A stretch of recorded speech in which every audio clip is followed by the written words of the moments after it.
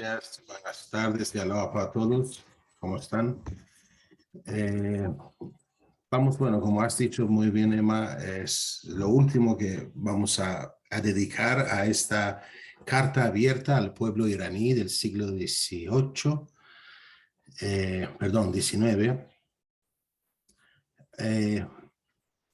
Vamos a hablar un poquito, me gustaría hablar un poquito sobre lo que es el secreto de la civilización divina en el contexto de la revelación de Baha'u'lláh. ¿No? Como sabemos, Abdul-Bahá fue el hijo y sucesor del fundador de la fe Bahá'í, Baha'u'lláh, quien a partir de 1853 reveló un nuevo mensaje divino para la humanidad. Nació en Irán, pero fue desterrado por orden del monarca Qajar iraní, Nasir-Din Shah, al Imperio Otomano. Falleció en el exilio en 1892. En sus escritos, Baha'u'lláh declara que la humanidad debe esforzarse por alcanzar la etapa de madurez, que ya sus etapas de infancia y adolescencia han pasado y ya está a puertas de abrazar esa nueva etapa en su desarrollo colectivo. Esa mayoría de edad de la madurez se va a realizar mediante transformaciones tanto espirituales, culturales, económicas y políticas de profundidad o fundamentales en el mundo. Aquí vemos que el mensaje de Baha'u'lláh es de hecho una guía divina para este proceso de regeneración y reconstrucción. Por esta razón, se puede decir que la visión de la fe Bahá'í no es simplemente una guía moral desprovista de relevancia social e institucional. Ni una simple teoría o enseñanza sociológica o política, que algunos lo podrían llamar con cierto índole, digamos, ¿no? Por el contrario, representa un enfoque holístico y global que vincula la verdad espiritual con la vida individual, las instituciones colectivas y un nuevo orden mundial emergente. Y si no me equivoco, amigos, ustedes son testigos también, actualmente toda la comunidad Bahá'í, la comunidad mundial Bahá'í, bajo la guía de la Casa de Justicia, nos encontramos justamente en esto, en ese proceso de aprendizaje a llevar a cabo, a llevar a la acción el espíritu de las enseñanzas de Baha'u'lláh, llevarlo de un ámbito puramente doctrinal o espiritual o teórico a la vida cotidiana, ¿no? No únicamente de un grupo de personas, sino de toda la raza humana. No importa si son pobres, si son africanos, asiáticos o americanos, ¿no? No importa eso. La fe Bahá'í, como dice la Casa de Justicia y como lo ha afirmado Shoghi Effendi, tiene un poder de construcción de comunidad, ¿no? Que está innato en la revelación de Baha'u'lláh. Entonces, a eso vamos a llamarle la metafísica. Yo particularmente no soy muy partidario de usar esas palabras muy filosóficas, poco difíciles de entender, pero no hay otra palabra que se pueda usar, ¿no? Acá en el diccionario he tratado de buscar metafísica, y metafísica significa, es una parte de la filosofía, digamos, que trata del ser, de sus principios, de sus propiedades y de sus causas primeras. Dicho de otra forma, las raíces, lo que son en la misma base, ¿no? Y volviendo a la revelación de Baha'u'lláh, Shoghi Effendi, el amado guardián, nos dice que el eje de toda la revelación Bahá'í gira alrededor de la unicidad de la raza humana, ¿no? Entonces,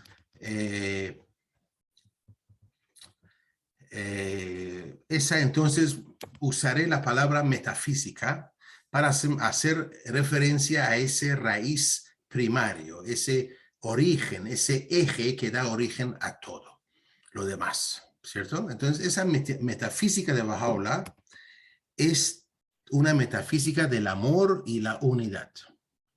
Baha'u'lláh en sus escritos, como sabemos, define o afirma 3 unidades fundamentales y esenciales en diferentes niveles del ser, digamos, ¿no? En primer lugar, proclama la unidad absoluta de la realidad divina. La unidad de la realidad divina, sin embargo, sabemos que está más allá de la capacidad de comprensión humana. Incluso en términos de un marco conceptual, el hombre jamás podrá acercarse a ni siquiera una infinísima comprensión de esa esencia de esencias que es Dios mismo, ¿no? Abdul-Baha afirma que cualquier concepto que nosotros pudiéramos tener de Dios no es más que producto de nuestra imaginación humana y por lo tanto no tiene nada que ver con la verdad, ¿no? Entonces, esa unidad, esa primera unidad que Baha'u'lláh llama la unidad de la divina, la unidad de la realidad divina, entonces es más allá, está más allá de nuestra comprensión. Además, cabe mencionar que las categorías de unidad y pluralidad son incapaces de expresar la incognoscible unidad divina. Pero esta realidad divina es el fundamento y el fin último de todos los seres, incluido el humano, obviamente. En otras palabras, a ver si podemos resumirlo de alguna forma, el ser humano no es, en cierto sentido, más que un reflejo de esa realidad divina y un anhelo y amor por el reconocimiento y la consecución de Dios. La solución, digamos, de esa antinomía, de una cosa anormal o que no se puede comprender, es la existencia humana, ¿no? Sostiene Baha'u'lláh, es la revelación de lo divino en las manifestaciones supremas de Dios en cada época. Para nosotros, los Bahá'ís, todos los seres son signos e indicadores de lo divino. La mente humana solo puede comprender el reino de la apariencia, o sea, el reino que vemos, el reino físico, el reino de las manifestaciones, el reino de los fenómenos. Eso es lo que nuestra realidad puede ver y comprender.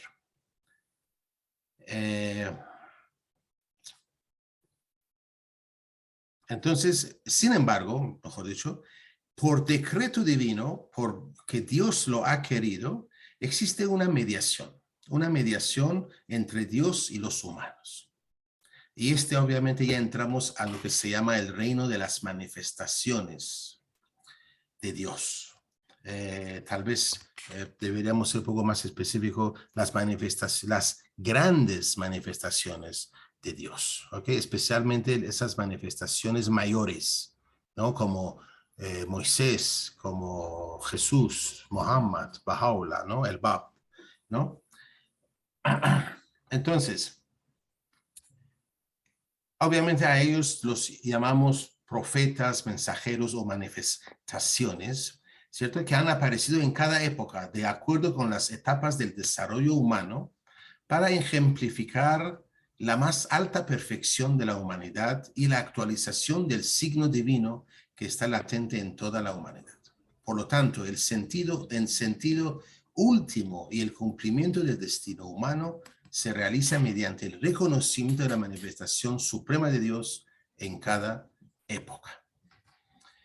Esto es un poquito largo lo que no he tratado, pero el concepto básico es que la única forma de conocer a Dios es a través de su manifestación. El hombre solo no puede jamás tener éxito en llegar a Dios solo, si no es a través de su manifestación, a través de sus profetas. Y eso es justamente lo que Abdul-Baha menciona en las primeras páginas del secreto de la civilización divina. Y dicho de otra forma, son estas manifestaciones de Dios que vienen al mundo que marcan el destino de la humanidad. Aunque hasta el día de hoy la humanidad no pueda verlo, no pueda aceptarlo o no quiera verlo, mejor dicho, pero ellos son los que fijan el norte para la humanidad. Ellos son los que dan a la humanidad el espíritu de la época. Y como ya se dijo, el espíritu de nuestra época en que vivimos ahora es la unidad de la raza humana. Ahora, el segundo nivel de unidad precisamente tiene que ver con el ámbito de las manifestaciones de Dios. Según la bendita belleza, todos los mensajeros y profetas divinos, solo para mencionar algunos, Krishna, Buda, Moisés, Jesús, Mohammed, el Bab y Baha'u'lláh, son de hecho una misma esencia. Baha'u'lláh habla de la unidad de todas las manifestaciones de Dios y de la unidad de todas las religiones. Sostiene que la verdad y el propósito de todas las religiones son lo mismo, son una sola cosa. La revelación divina es una, pero adopta diferentes formas de acuerdo con la etapa de desarrollo de las culturas humanas y sus necesidades históricas y sociales específicas. Por tanto, las enseñanzas de todas las religiones son igualmente válidas y verdaderas. Esos mensajeros divinos, nos dice Baha'u'lláh, son médicos espirituales que recetan diferentes medicinas según la enfermedad específica de sus pacientes. Esas medicinas son igualmente necesarias para el bienestar de la humanidad. Sin embargo, deben cambiarse de acuerdo a los cambios en la enfermedad y de acuerdo a las épocas. Es por esta razón que Baha'u'lláh habla de la revelación progresiva, al tiempo que enfatiza la unidad de la revelación divina. Esa parte es muy interesante y que nos podría llevar a otros temas realmente, ¿no? Como Baha'u'lláh habla de la unidad esencial de todas las manifestaciones y al mismo tiempo habla de la revelación progresiva, que está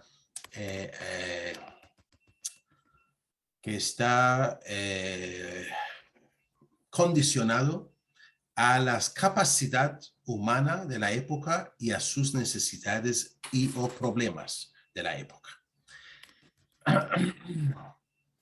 Ahora, al mismo tiempo, Baha'u'lláh utiliza en el libro de la certeza, en el Kitab-e-Iqan, la metáfora del sol, ¿no? No sé si se acuerdan de esa metáfora, alguna vez lo he mencionado, creo, pero voy a mencionarlo una vez más. Nosotros, para los humanos, el sol tiene salida, mediodía, puesta, cambia de intensidad. En el invierno no quema, ¿cierto? En el verano nos quema el sol mucho, ¿cierto? Y hay estaciones, etc. Pero en esencia, eso es la perspectiva humana. Nosotros como humanos miramos al sol y lo vemos así. Lo vemos en primavera, en invierno, lo vemos a primeras horas de la mañana, al mediodía y en la noche cuando ya no está, etcétera, etcétera. Pero esto es de acuerdo a nuestra realidad, nuestras percepciones humanas. Pero el sol, como dice Baha'u'lláh en el Kitab-e-Iqan, el sol solo brilla. El sol no se pone, no sale, no tiene mediodía, no está en invierno o en verano, no es de noche o de día, no, o sea, el sol simplemente brilla. Es nuestra percepción humana que le asigna ciertas cualidades. Por eso es cuando antes mencioné las pluralidades, eso también lo menciona Baha'u'lláh en el Kitab-e-Iqan, donde habla de que esas pluralidades no es otra cosa que por la percepción humana, ya que ellos son uno y el mismo en esencia. Muy bien. Entonces, eso nos hace entender que las diferencias entre Jesús y Buda no es en su realidad esencial, sino en su apariencia humana, en las leyes que dieron a la humanidad, porque así lo dictaba las necesidades de la época en que aparecieron, etc. Ahora, así Baha'u'llah, a través de su mensaje, con la venida de Baha'u'llah, hemos iniciado, si me permiten llamarlo así, una revolución en el pensamiento y la práctica religiosa.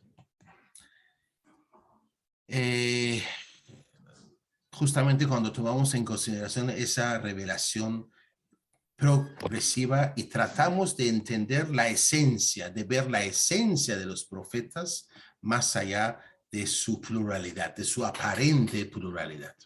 Ahora, también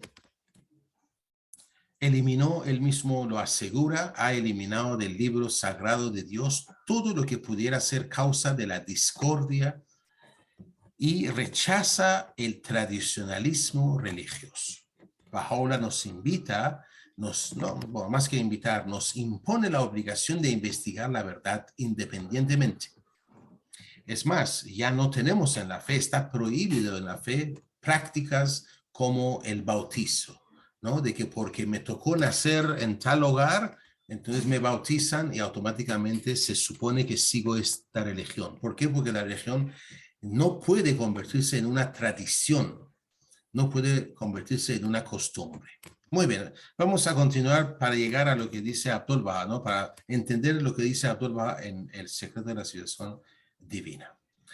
Entonces, defiende Baha'u'llah la revelación progresiva y la renovación de la enseñanza divina correspondiente a la etapa de desarrollo de la cultura humana, ¿no?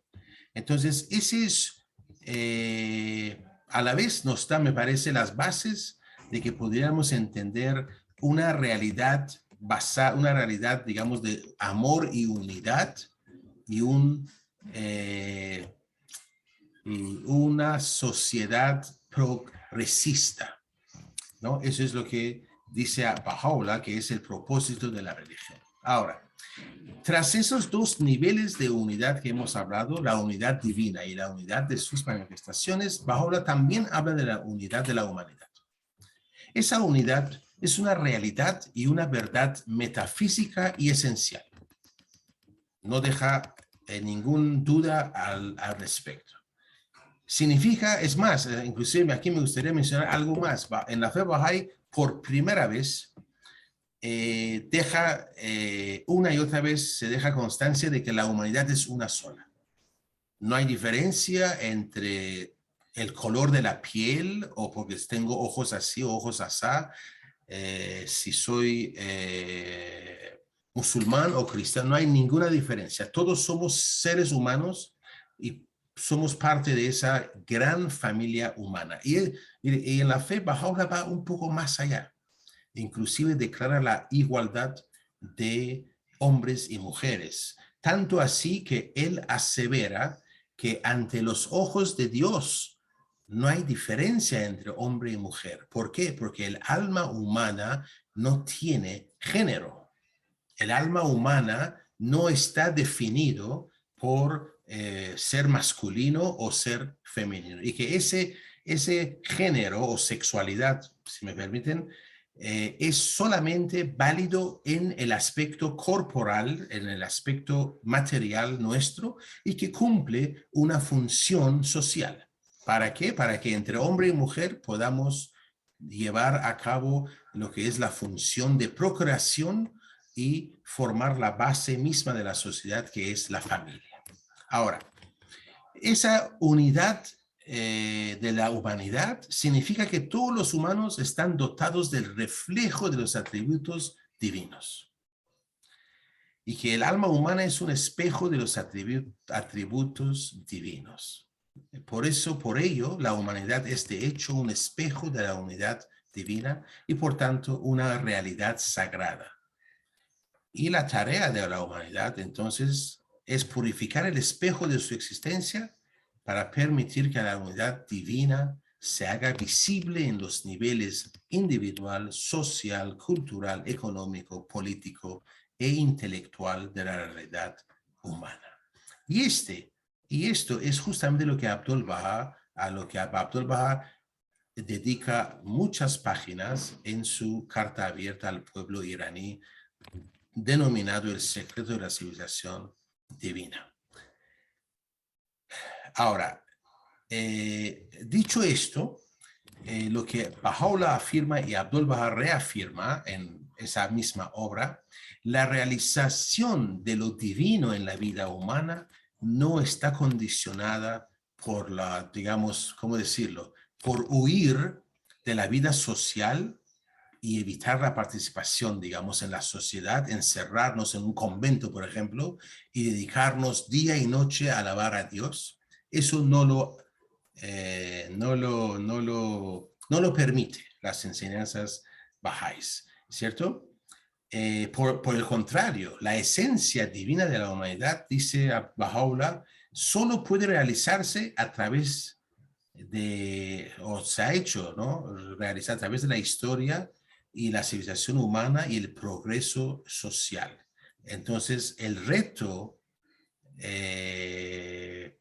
espiritual del ser humano hoy en día, me permito decir, es crear culturas e instituciones morales, espirituales, socioeconómicas y políticas que hagan posible que la unidad sagrada latente en la humanidad se realice en la vida real de las personas y en medio de la diversidad de individuos y culturas. Esa unidad en la diversidad me parece que ha sido mencionado una y otra vez por los mensajes de la Casa Universal de Justicia. En esos últimos mensajes, desde diciembre del año pasado hasta Rizwan de este año, si no me equivoco, ya hay como 5 mensajes de la Casa de Justicia. Y en estos mensajes, si nosotros leemos atentamente, justamente está hablando de esto, de que ese progreso material y espiritual van de la mano. Entonces, lo que nosotros llamamos adoración no puede irse solo, sino que tiene que ir de la mano con el servicio. Y ese adoración y servicio a mis prójimos es la forma en que se puede lograr esa sociedad, digamos, en progreso continuo. Ahora, esa unidad en la diversidad, porque vemos que el ser humano es muy diverso, ya es un proceso histórico. No voy a ir a mencionar lo que ya sabemos. Cada manifestación de Dios vino y nos dio un grado mayor de unidad, ¿no? Recordemos que en los tiempos de Abraham, de Moisés, se hablaban de familias y clanes, ¿cierto?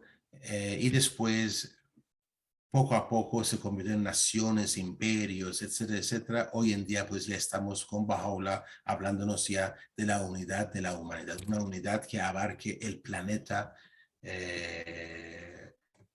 entero, digamos, ¿no? Ahora, entonces, se puede decir que el concepto de Baha'u'llah, de la mayoría de edad de la humanidad, es justamente ese proceso de manifestación del amor y la unidad, pero ahora a nivel global, a nivel institucional global. No como una idea vaga, sino con instituciones funcionando, ¿cierto? En este ámbito de lo que es amor, unidad, llevando a cabo o realizando una sociedad o civilización en continuo progreso. Entonces, se puede decir que la visión de Baha'u'lláh de ese orden global que se está emergiendo se plasma en su llamamiento a un nuevo orden mundial. Ese nuevo orden mundial, al que todos nosotros estamos acostumbrados a hablar de esto, ¿no? El nuevo orden mundial. Y ahora el análisis de Abdul Baha sobre la modernidad y el desarrollo es una extensión sociológica y política de ese mismo concepto. Recordemos que la carta abierta de Abdul Baha, llamado Secreto de la Civilización Divina, es un análisis de los retos de desarrollo y modernidad y que tiene que ver necesariamente con lo que llamamos sociología y política. No hablo de una política de partidos, ¿no? Donde Emma y yo luchamos porque a pesar de ser amigos, a pesar de ser vecinos, pero yo estoy en tal partido, ella está en otro partido y luchamos en ese. No, no hablamos de esto, pero sabemos que la política forma parte de nuestras vidas. Cada madre, cada padre, cada familia tiene una política de criar a sus hijos, ¿cierto? Tiene una política de cómo cumplir sus necesidades, ¿no? Algunos lo hacen así, otros lo hacen así. Entonces, hay que, si me permiten, vamos a examinar un poquito, tal vez esa exposición lo hubiéramos hecho al inicio, ¿no? Estamos haciéndolo al final, ¿no? Pero tal vez debamos entender un poquito qué significa el nuevo orden mundial. Nuevo orden mundial, ¿qué significa? No vamos a hablar de todo, obviamente. El océano de la versión de Baha'u'lláh es tan inmenso que nadie lo podrá hacer, ¿no? Pero bueno, vamos a hacer de alguna forma, intentarlo, ¿cierto? Vamos a hablar un poco de las características fundamentales de la teoría social Bahá'í. Si me permiten, teoría social Bahá'í, ¿cierto? Ese análisis, de alguna forma, pone de manifiesto que el concepto Bahá'í de un nuevo orden mundial es cualitativamente diferente del uso reciente del mismo término en los escritos políticos de algunos escritores y políticos contemporáneos, ¿no? Ese nuevo orden mundial, ustedes saben, ya no es únicamente Bahá'í, sino que en varios libros y varias disertaciones de políticos y de escritores ya lo mencionan ellos. Pero lo que la fe Bahá'í enseña como nuevo orden mundial es totalmente distinto. Recordemos que ese nuevo orden mundial tiene tres términos. Nuevo orden mundial. Cada uno es indispensable para comprender el concepto Bahá'í de historia, cultura y sociedad. Vamos a hablar en primer orden, en primer lugar, sobre el término que está en el medio, orden. ¿Qué entendemos por orden? Baha'u'lláh ha escrito con frecuencia sobre las condiciones sociales y espirituales del orden. Y como vemos en el Secreto de la Civilización Divina, Abdul Baha también trata la cuestión del orden de forma explícita. Y de hecho, esa cuestión del orden es la cuestión fundamental de la teoría política y social. La razón me parece que no es tan difícil de entender. ¿Por qué? Porque el mero hecho de una vida social y de la organización colectiva requiere algún tipo de orden para que regule el comportamiento de los individuos en la sociedad. una nueva sociedad, mejor dicho, ninguna sociedad donde se junten varias personas. Imagínense ahora nuestras ciudades. Lima tiene 10 millones de habitantes, ¿no? Una pequeña ciudad hoy en día ya pasa los 100,000, 200,000 habitantes, ¿no? Entonces, el mero hecho de que se junten tantas personas, formar una sociedad, ya es, no se puede pensar que podemos coexistir sin una orden, sin ciertas normas, ¿no? Entonces, el orden es una condición fundamental para la posibilidad de la sociedad. Así lo dicen por si acaso los filósofos. Voy a volverlo a leer. Dice, el orden es una condición fundamental para la posibilidad de la sociedad. O sea, sin orden no hay posibilidad de que exista una sociedad. Entonces,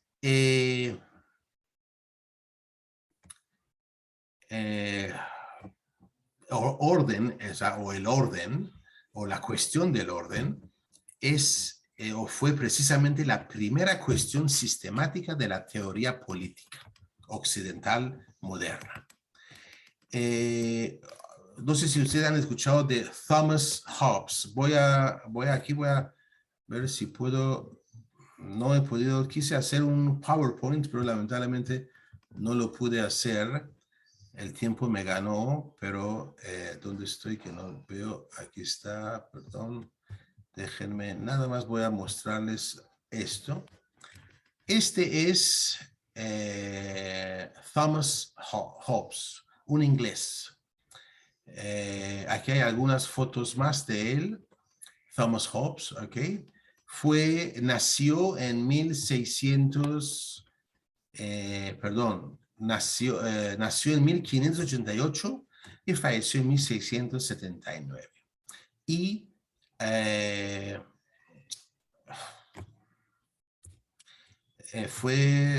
es considerado, si no el más importante fundador, uno de los fundadores de la filosofía política moderna, ¿no? Entonces, el señor Hobbes, el filósofo inglés Hobbes,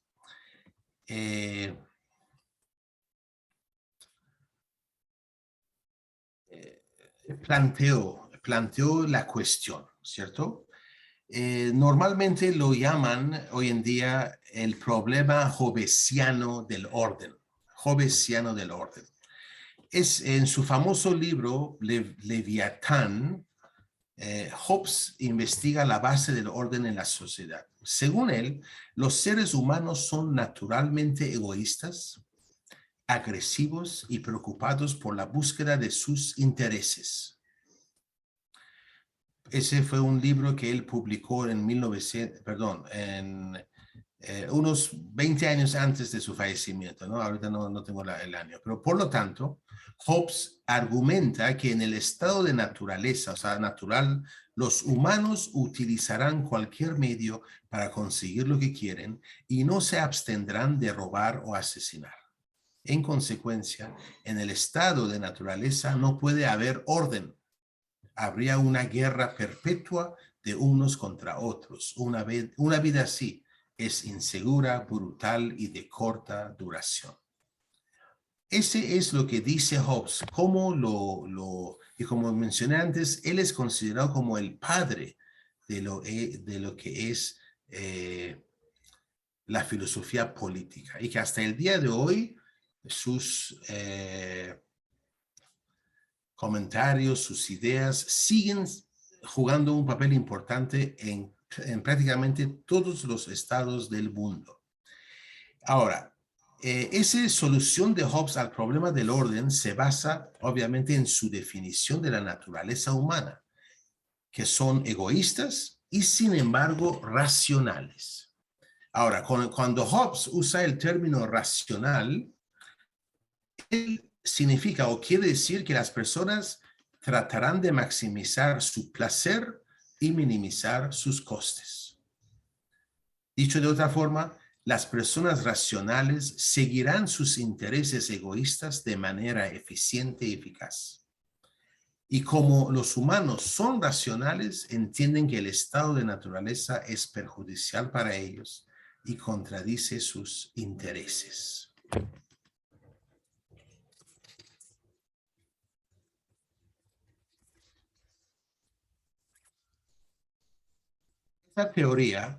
Esa teoría hobbesiana sostiene que los humanos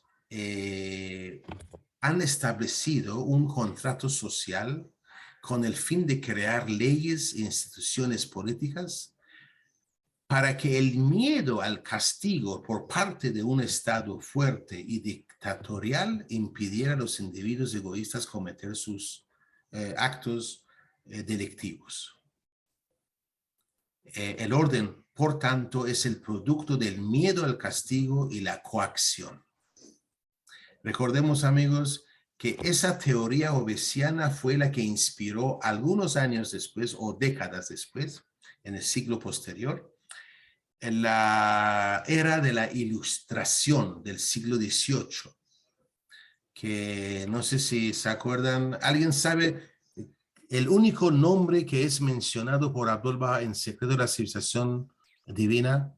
El nombre, ¿alguien se acuerda? Que es Abdu'l-Bahá menciona, hace referencia a un filósofo francés. ¿No? Yo tampoco me acuerdo, pero bueno, está por ahí, más tarde voy a intentar ubicarlo, ¿cierto? Puede ser Voltaire. ¿Perdón? Voltaire. Así es, Voltaire, exactamente, muchas gracias. Voltaire fue obviamente inspirado por esa teoría hobbesiana. Obviamente no eran iguales, tenían ciertas diferencias. Él atacó a la religión, especialmente al cristianismo, muchísimo, ¿cierto? Lo que no hizo tanto Hobbes, ¿ok? Pero Hobbes dio la base, dio, digamos, los cimientos sobre lo cual lo que se conoce como la Ilustración del siglo XVIII empezó a existir hablando de estos, ¿no? No están obviamente de acuerdo al 100%, pero sus principios básicos del orden sí están de acuerdo.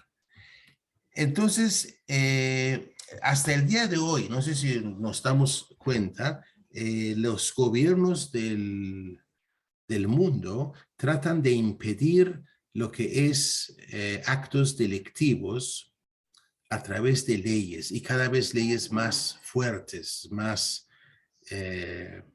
drásticos. Pero lamentablemente, año tras año, las cosas se empeoran, se van empeorando, ¿no? Abdu'l-Bahá nos habla de que lo que necesita es una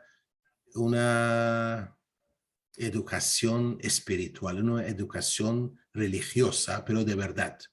Y Abdu'l-Bahá nos dice que cuando una persona es educada y tiene temor de Dios, entre otras cualidades, preferiría, Abdu'l-Bahá dice, que le corten el cuello con un cuchillo antes de decir una sola mentira, ¿no? Entonces, la conducta o la moralidad humana tiene que educarse, tiene que conseguirse no a través de leyes o castigos, sino de una educación adecuada.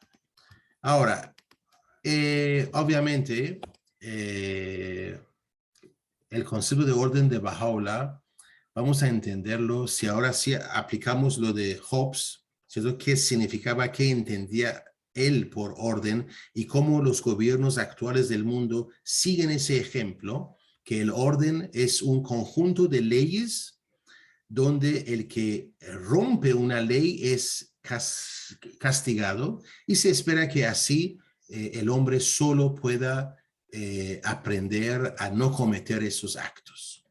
En cambio, Baha'u'lláh subraya que un sistema de recompensa y castigo es una condición necesaria para el orden, pero no es suficiente. Él también menciona, el orden requiere no solo recompensa y castigo, sino también valores morales interiorizados. O sea, una creencia religiosa y amor a la humanidad. Menciono la creencia religiosa mi intención es hacer referencia al temor a Dios o temor de Dios. O sea, como Baha'u'lláh mismo dice, este es el comandante de todo lo demás. O sea, el que tiene temor de Dios, entendámonos qué es el temor de Dios. No es miedo, sino que nace por amor a Dios. ¿Okay? Yo amo a Dios tanto que rehúso hacer algo que sé que no es su voluntad para mí, ¿no? Entonces, así funciona esto, ¿no? Entonces, Baha'u'lláh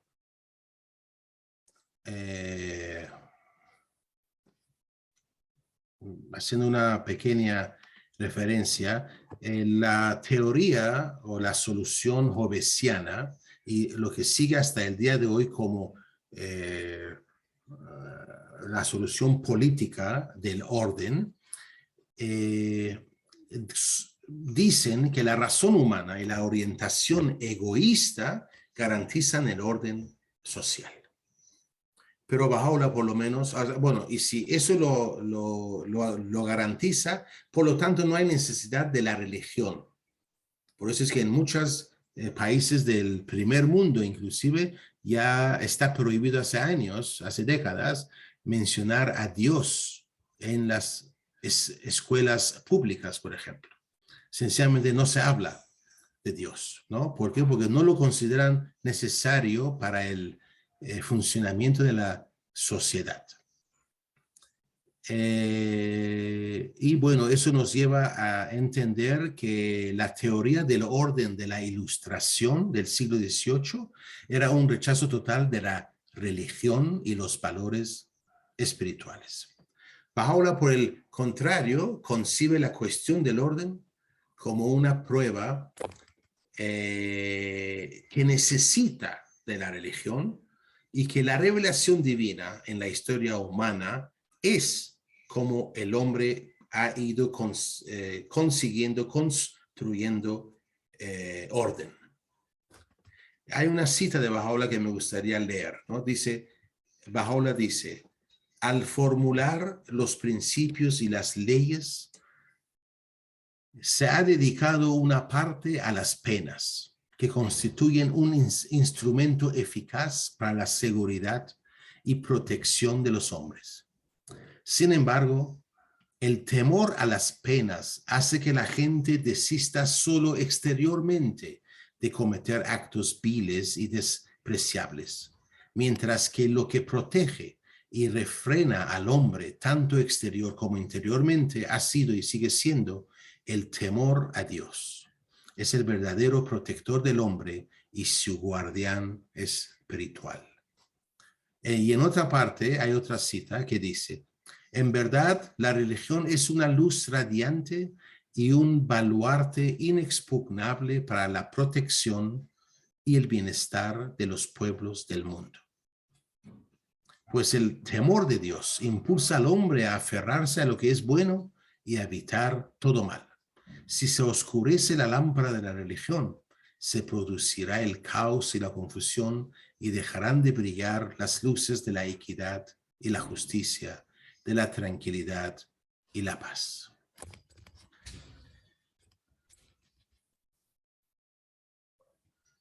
En muchos otros lugares, Baha'u'lláh insta a sus seguidores, a nosotros, a observar la ley y los mandamientos divinos debido a nuestro amor por la belleza divina.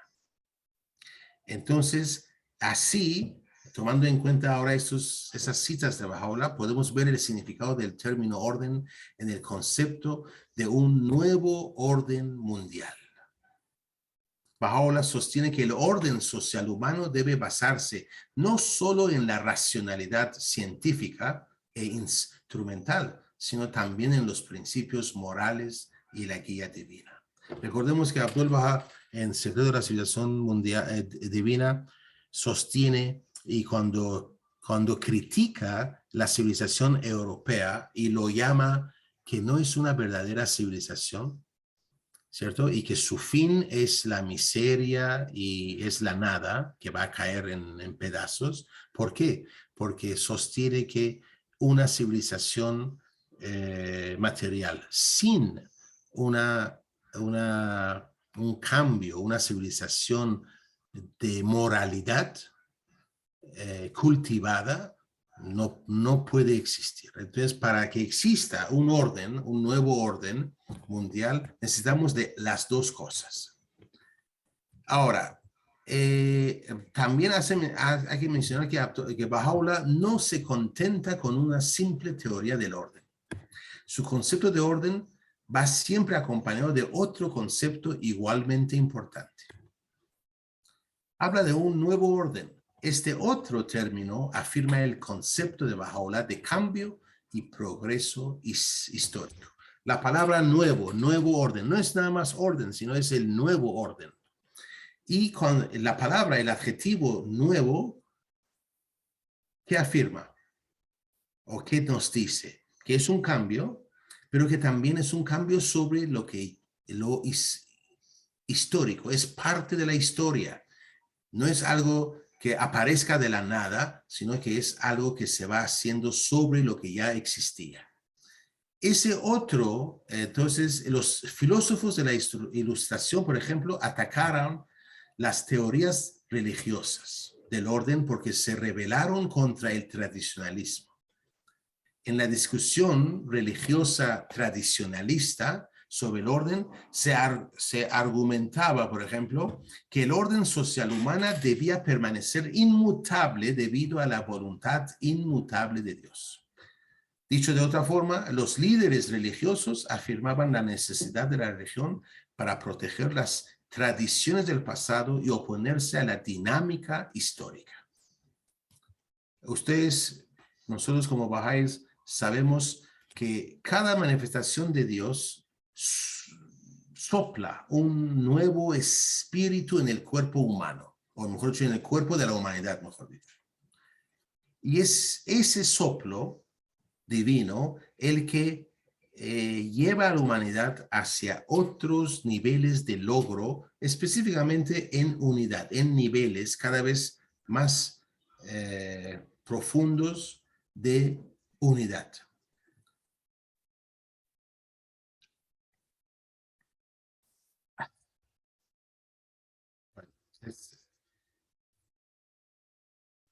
Entonces, también ustedes saben que en los siglos XVI, XVII, XVIII ocurre lo que ocurrió fue ese despertar intelectual de la raza humana, justamente como una consecuencia de la venida de Baha'u'lláh, ¿no?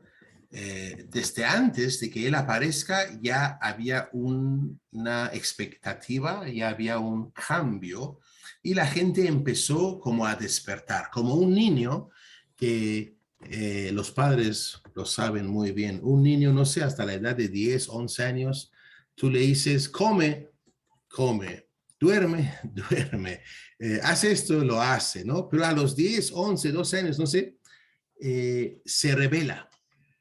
O sea, cuando el niño pasa a la adolescencia, es una parte natural, no es que se revele. Para los bahá'ís nosotros sabemos que no es una cosa de rebeldía, sino que el niño empieza a preguntar ya cosas, quiere entender razones. ¿Ok? Ya no es como una máquina o un muñeco que hace todo lo que le decimos. No sé si ustedes se acuerdan, bueno, no sé, yo ya soy un poquito mayor, con las justas me acuerdo, pero he trabajado muchos años en colegios y los niños de inicial y los primeros años de primaria van a la casa y el mamá o el papá les dice, bueno, haz esto. No, mi miss ha dicho que no hay que hacer esto. Y, o sea, como que corrigen inclusive a los padres, ¿no? ¿Por qué? Porque la miss, su profesora en el colegio le ha hecho tal o cual cosa. Así de obedientes y fáciles de moldear son. Pero cuando pasan unos años nada más, no sé, cuando llegan más o menos a la prejuventud, creo que le decimos, ¿no? Cuando se convierten prejóvenes, ya empieza esa fase de ¿y por qué?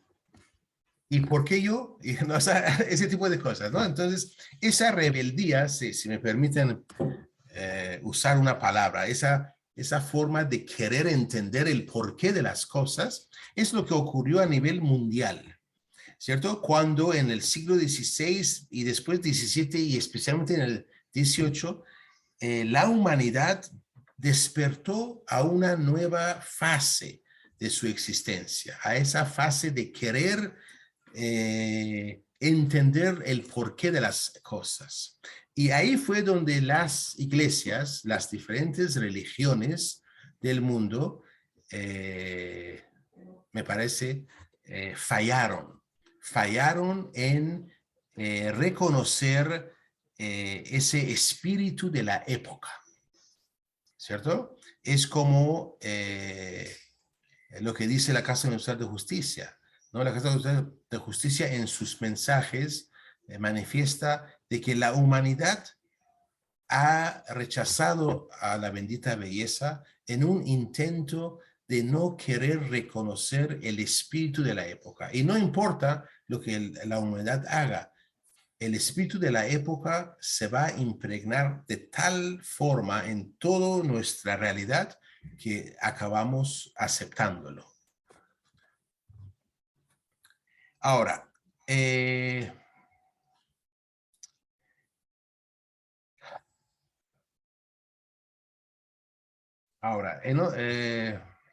los líderes religiosos de estas épocas intentaron mantenerlo todo sin cambio, no querían ningún cambio. Entonces me hace pensar a los padres que ven a sus hijos convertirse en prejóvenes y a preguntar por qué y así, por qué eso, y en vez de cambiar y darle una respuesta satisfactoria a sus hijos, empiezan a gritarles, empiezan a decirles, porque yo te lo digo, o sea, no cambian, siguen viéndolos como niños. Entonces ahí es donde ocurre ya ese choque, digamos. Ahora, el concepto de Baha'u'lláh, de un orden mundial, de un nuevo orden mundial, mejor dicho, es exactamente lo contrario a lo que dicen los filósofos de esas épocas y los que están apegados a la tradición religiosa. Baha'u'lláh sostiene que la religión debe ser una causa de avance espiritual y social y del progreso de la humanidad.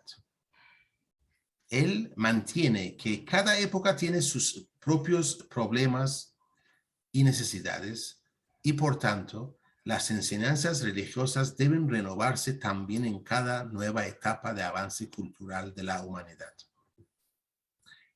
También dice que la voluntad de Dios está en consonancia con este avance dinámico del viaje humano hacia una unidad y un progreso cada vez mayores.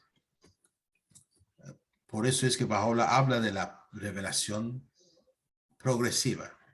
El orden social debe ser guiado por las enseñanzas religiosas y la guía divina. Pero las enseñanzas de la religión deben ser renovadas por una nueva revelación que corresponda a las condiciones y necesidades de la humanidad en su nueva etapa de desarrollo. Muy interesante, ¿no? O sea, lo que el orden dice, el orden social debe ser guiado por las enseñanzas religiosas y la guía divina, obviamente.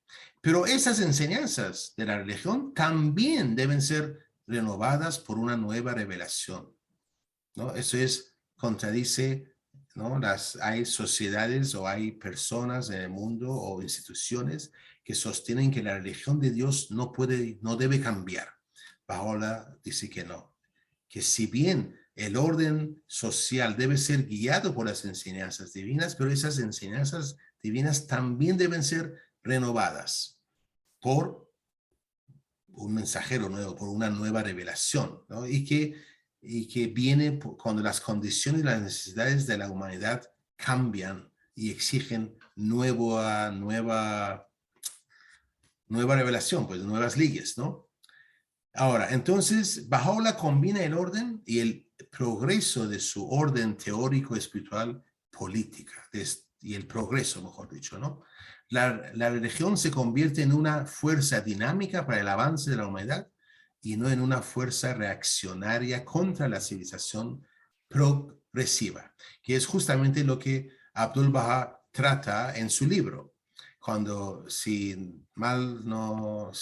se acuerdan, Abdu'l-Bahá hace referencia a 4 tipos de oposición a ese querer ser progresista, querer la modernidad para una sociedad.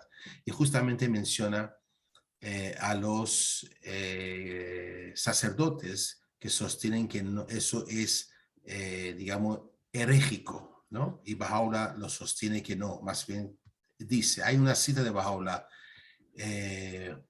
dice, el médico omnisciente tiene su dedo en el pulso de la humanidad.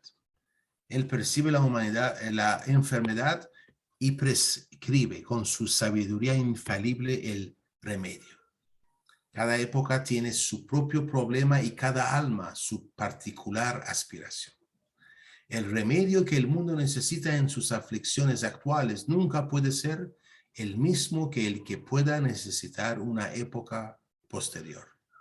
Preocupaos ansiosamente de las necesidades de la época en que vivís y centrad vuestras deliberaciones en sus exigencias y requerimientos. Esa cita es parte de una cita más larga, obviamente, donde Baha'u'lláh está hablando a los miembros de la Casa de Justicia y llama a que, bueno, en realidad ese es un llamado para toda institución Baha'i, ¿no? Dice que los miembros de esas instituciones Baha'is deben preocuparse ansiosamente de las necesidades de la época en que viven y centrar sus deliberaciones en sus exigencias y requerimientos. También sabemos que la bendita belleza nos dio la Casa Universal de Justicia. ¿Para qué? Justamente para que pueda dar a la humanidad esos cambios necesarios que cada época exige y requiere. Recordemos que la función principal de la Casa de Justicia es legislar sobre lo que no está explícitamente mencionado en el libro sagrado.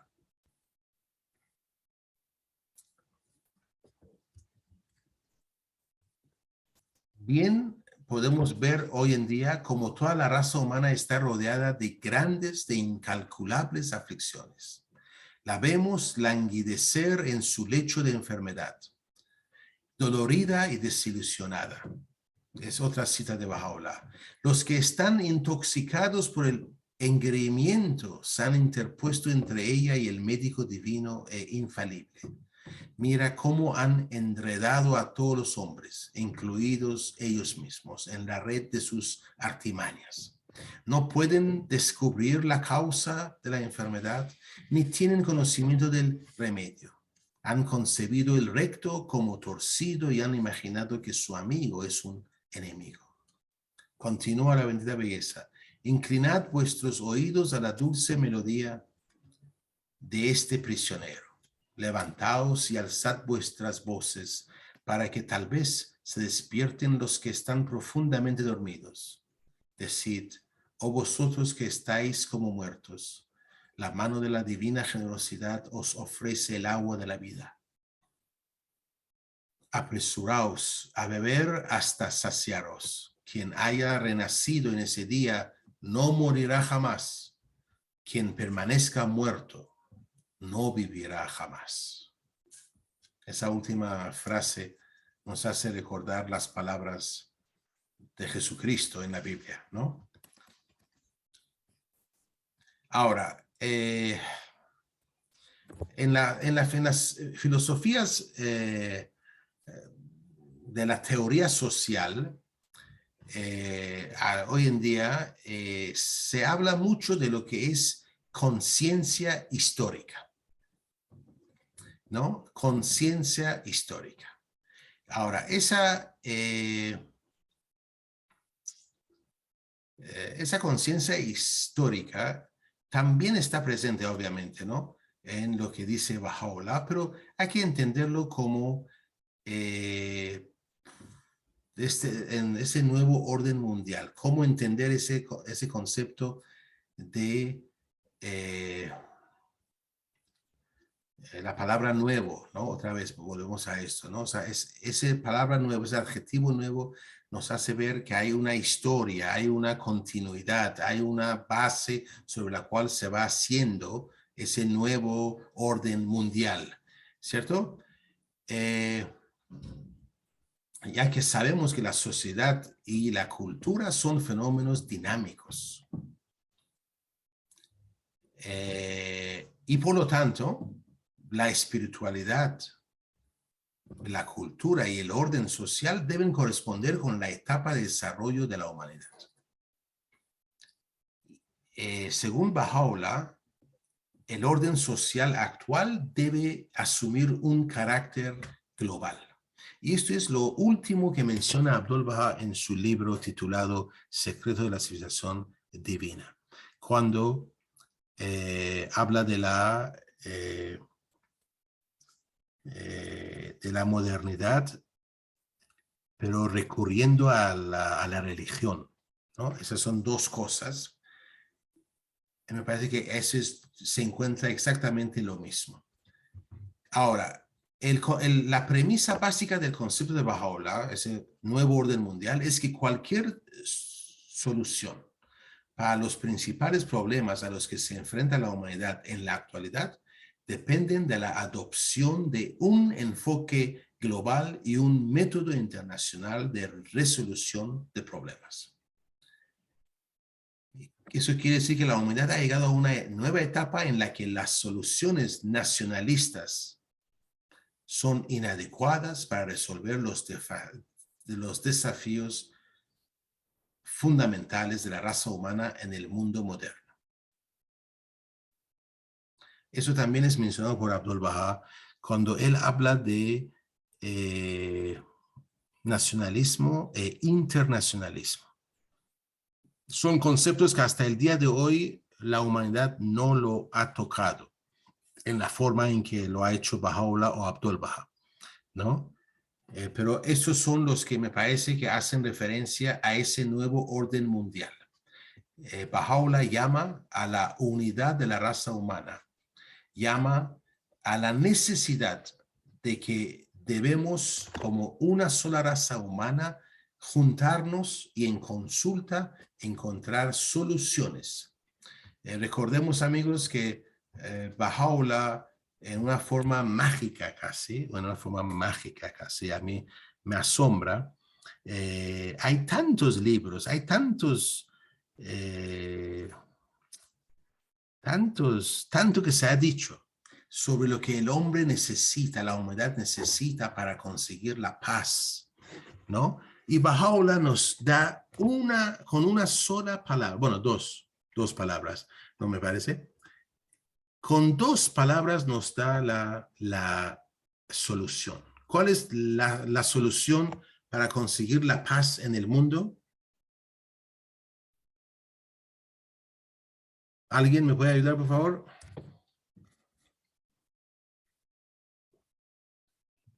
La unidad. Exactamente.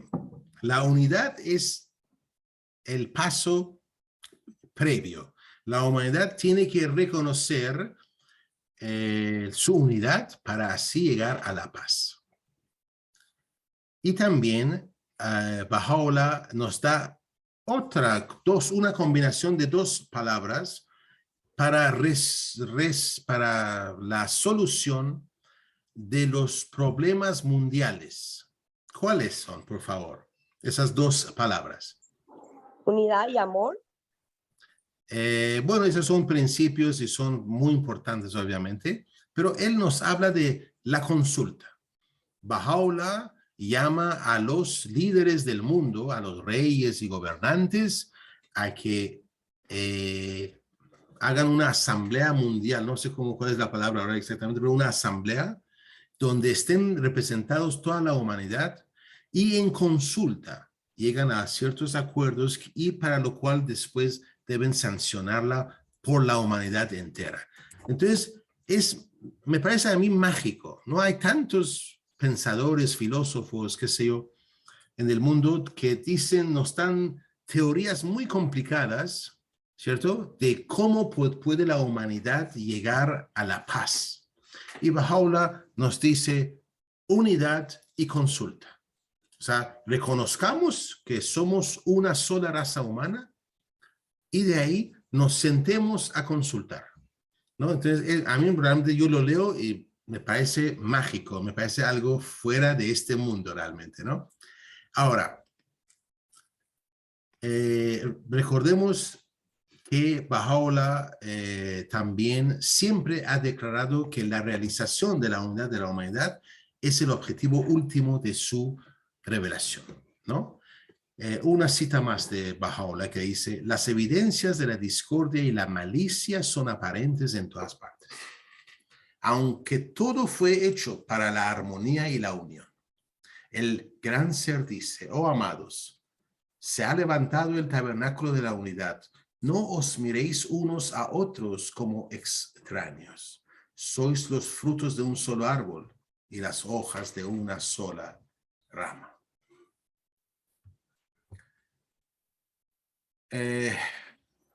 Si me permiten hacer un pequeño resumen. Baha'u'llah afirma simultáneamente 3 principios para la regeneración de un orden social justo y progresivo. Primero, una cultura material y primero, la cultura material y la cultura espiritual deben armonizarse. 2.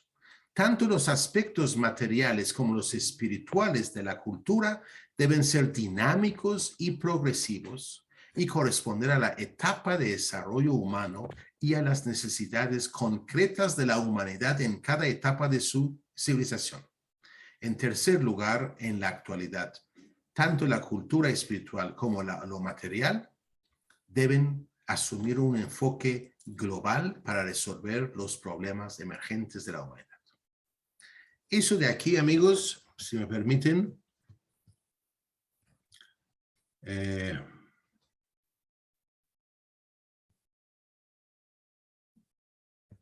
si me permiten un ratito, por favor, quiero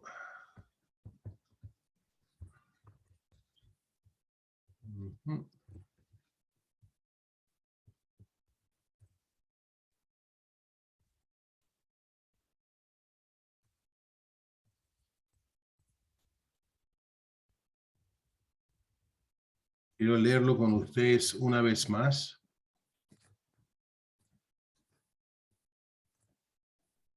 Acá está.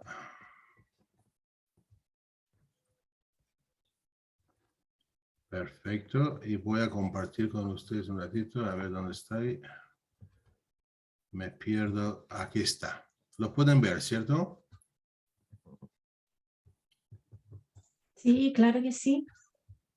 ¿No? Entonces, acá, como dice, la cultura material y la cultura espiritual deben armonizarse.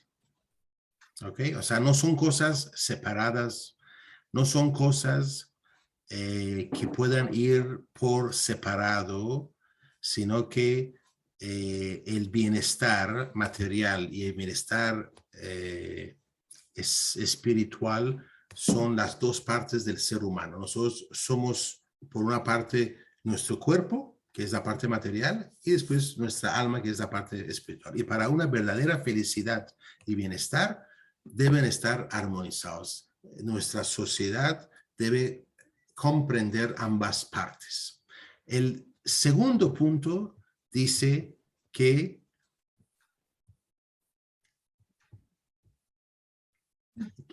estos aspectos materiales y espirituales deben ser dinámicos y progresivos. ¿Qué quiere decir eso?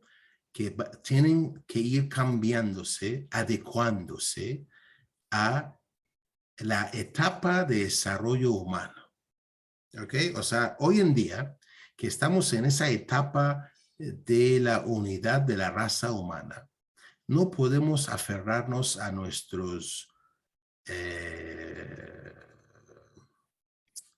conceptos nacionalistas, ¿no? Por eso Baha'u'llah nos dice que debemos gloriarnos en amar a la humanidad y no ya a que yo amo a mi patria, Nadie dice que no debemos de amar a nuestra patria, pero Baha'u'llah dice, por sobre la patria ahora está la humanidad.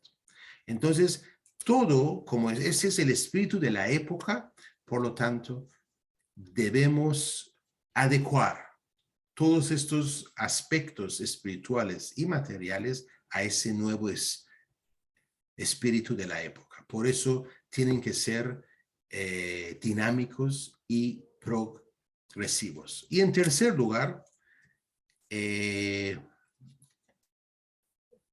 estamos ya, como estamos hablando, Baha'u'llah habla de la raza humana como una sola cosa, como que ya estamos llegando a esa etapa de la unidad de la raza humana, de la familia humana. Entonces, esas culturas o esos aspectos espirituales y materiales deben tener un enfoque global, internacional, mundial, ya no nacionalista. Eso Abdul Baha lo menciona también en contestación a algunas preguntas, donde habla sobre esos, ahorita no me acuerdo en español cómo se dice, esos ejes de unidad, ¿no? Esos ejes de unidad. Y él habla de que en una época la familia era lo que creaba la unidad. Y como para darles un ejemplo, un equipo de fútbol. Acá en el Perú hay equipos de fútbol, todos son malos, pero bueno, hay muchos que son hinchas de la U o de la Alianza. En Chile, sin duda, también hay otros equipos. Y la gente tiene sus preferencias a lo mejor. Y ese equipo, por ejemplo, X, es un eje de unidad. Abdul Baha así lo explica. Es un eje de unidad. Quiere decir que esas hinchas están unidos en su amor, en su preferencia por ese equipo. Obviamente después está el país. Todos somos patrióticos hasta cierto punto. Y por ejemplo, los chilenos entre sí están unidos. Los peruanos entre sí están unidos porque son peruanos o son chilenos, etcétera, etcétera. Pero Abdul Baha dice que eso, si bien también es un eje, es una fuente de unión, pero tiene que ir más allá. Tiene que ir más allá, ¿no? Y Baha'u'llah hoy en día nos llama a justamente eso, a llegar a esa visión, a ese enfoque mundial, donde veamos el mundo para que nos consideremos ciudadanos del mundo y que eso nos mantenga unidos, eso nos haga de una sola familia, como acabamos de leer, hojas de una sola rama, digamos, ¿no? Porque todos somos la raza humana. Esos son entonces los tres aspectos que Baha'u'llah menciona en sus escritos, en su revelación, y que Abdul Baha desarrolla en la carta abierta al pueblo iraní. Bueno, todos sabemos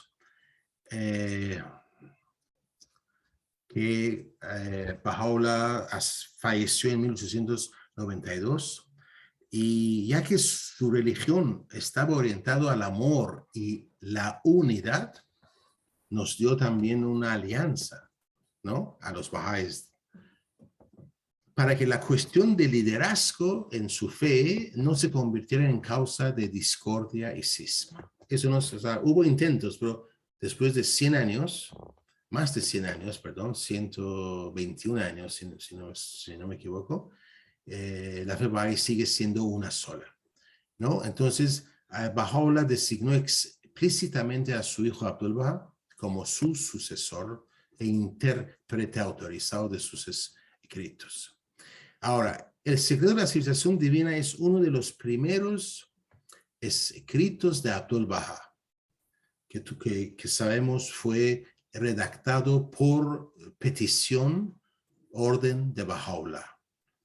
17 años antes de la ascensión de Baha'u'llah.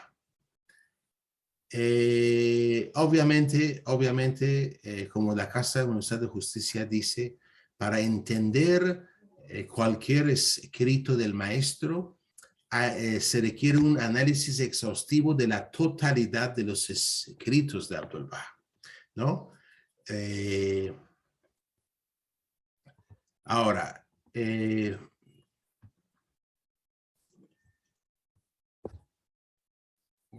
para terminar, ¿no? El secreto de la civilización divina se inspira en los mismos principios y visión de Baha'u'lláh.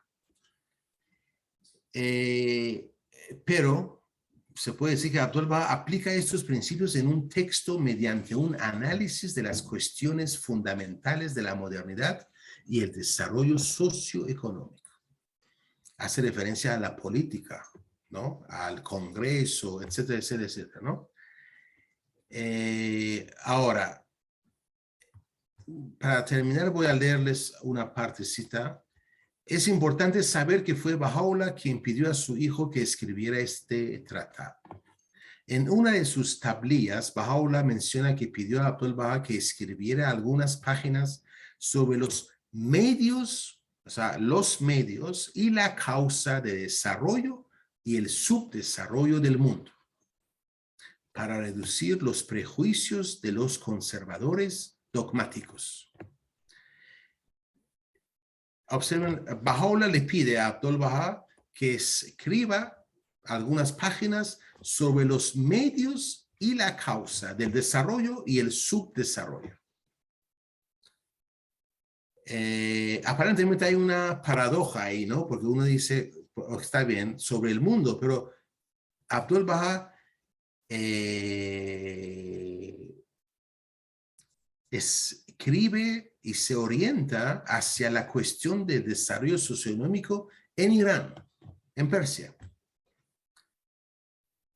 Esa, digamos, aparente paradoja, o sea, podemos decir, ¿por qué Baha'u'lláh dice una que sobre el mundo y Abdul Baha lo dirige al pueblo persa? Debemos de entender que no hay una paradoja. Recordemos que Abdul Baha en su libro, esa carta abierta al pueblo iraní, explica exactamente los mismos 3 puntos, ¿cierto?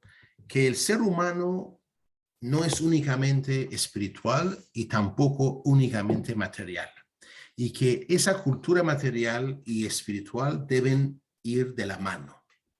A la vez, al mismo tiempo, sostiene que esos dos aspectos deben ser dinámicos y progresivos y ir adecuándose a los cambios de la sociedad con el tiempo. Y también en la última parte del libro hace referencia a lo que es el internacionalismo, ese punto global, ese mundo visto bajo la nueva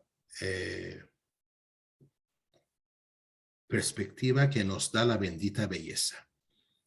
Que el mundo que somos todos ciudadanos del mundo y que el mundo es nuestro único hogar, ¿no? Y que debemos de gloriarnos en ser ciudadanos del mundo, más allá de cualquier otra cosa, ¿no? Eso es, me parece a mí, la enseñanza Bahá'í por excelencia. Esa es como mencioné, la palabra filosófica que no me gusta mucho, la metafísica, ¿no? Es el origen, está en la mismísima base de la revelación de Baha'u'lláh. Sobre esta base está todo lo demás, ¿no? Y bueno, amigos, eso es el fin. Eso lamentablemente no pude hacerlo en PowerPoint ¿no?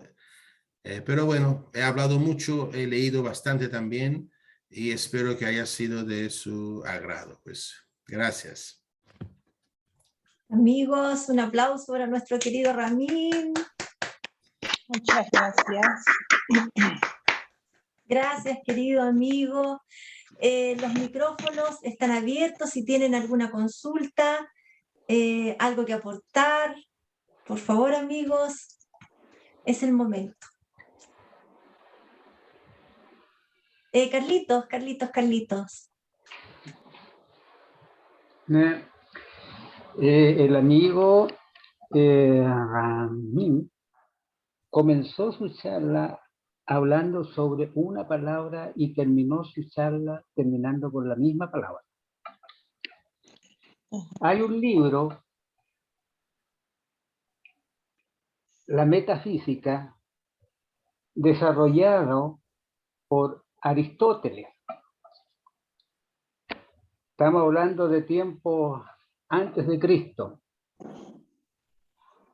Es muy profundo, necesita para entender qué es lo que es la metafísica.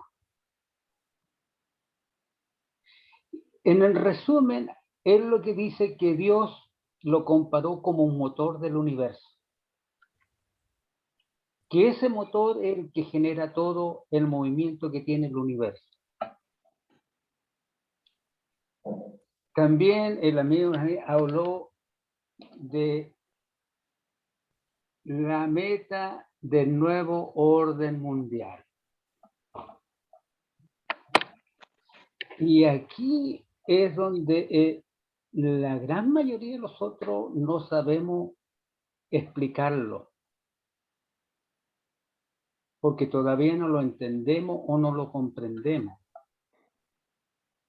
Bahá'u'lláh es cierto que habla, y de ahí no hay ni una duda, si uno ve los textos antiguos, hablan de que Dios creó al ser humano.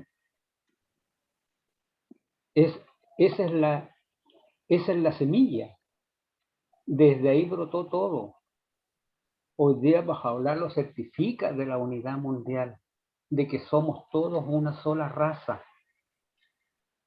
No importa desde qué continente seamos, de qué país seamos, ni si somos pobres, humildes, poderosos, eruditos, no eruditos, somos todos seres humanos, somos todos hijos de Dios. Y Bahá'u'lláh habla de ese nuevo orden mundial, pero él nos dice una infinidad de puntos para entender qué es lo que es ese nuevo orden mundial. Él nos dice que en primer lugar es un instrumento supremo.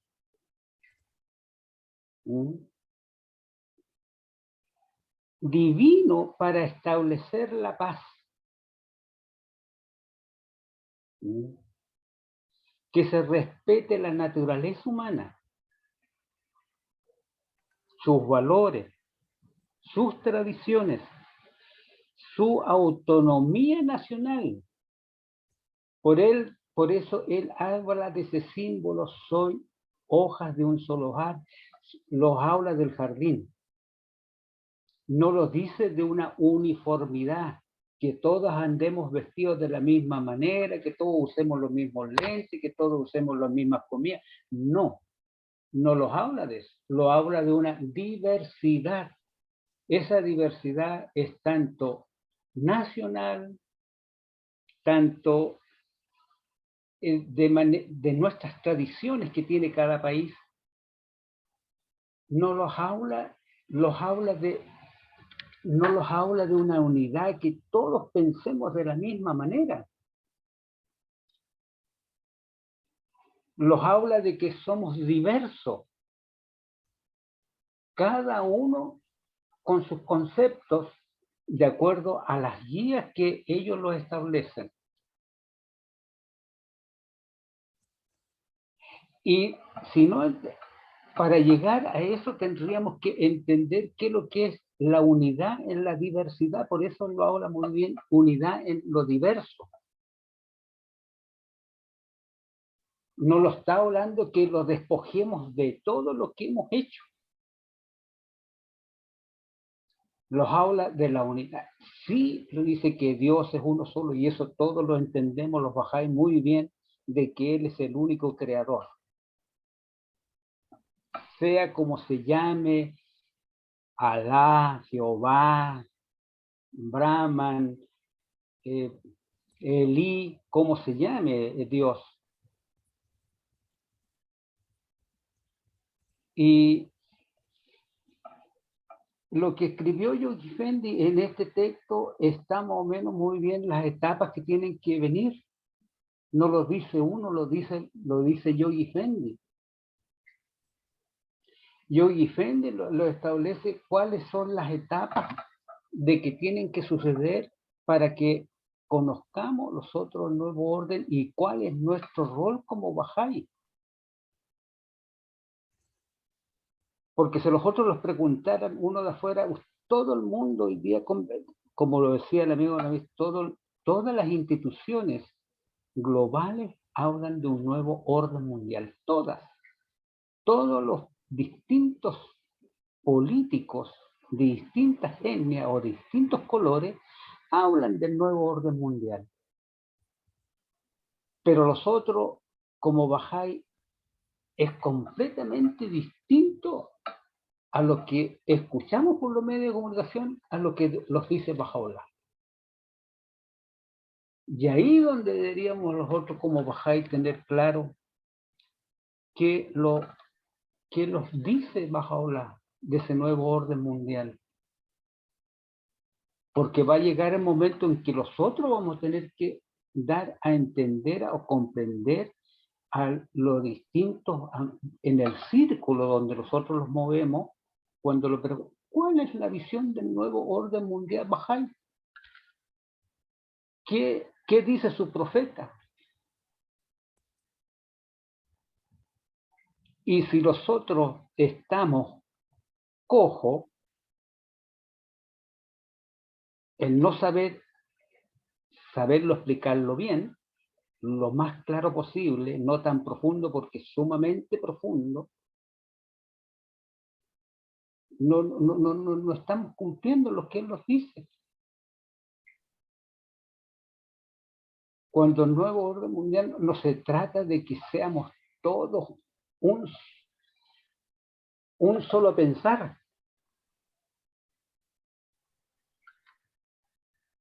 ¿Estaríamos limitando a Dios? Él dice que debemos ser diversos, porque en la diversidad donde está la luz.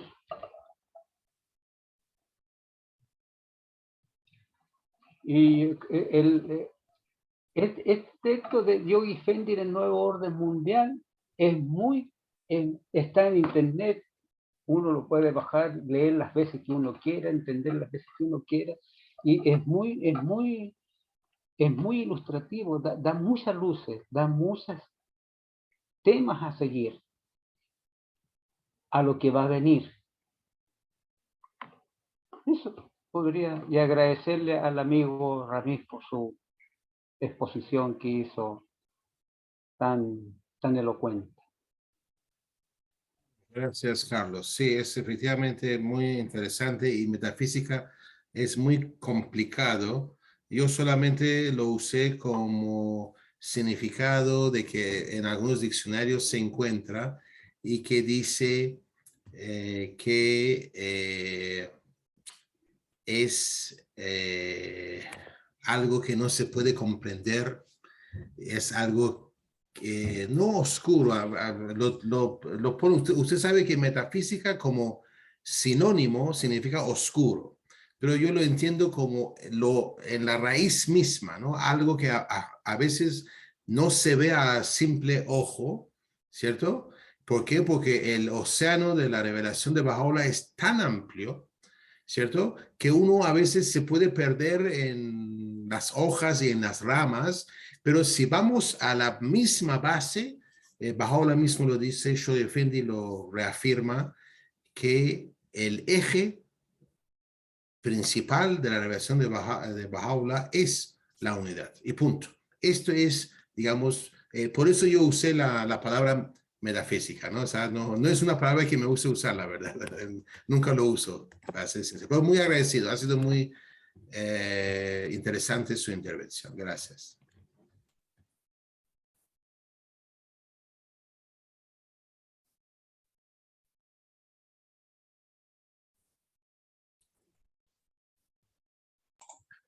Amigos, ¿alguien más quiere hacer un comentario, alguna pregunta a nuestro querido Ramil? Hay que aprovechar ahora. Sí, soy Badí de Ecuador. Bienvenido, Badí.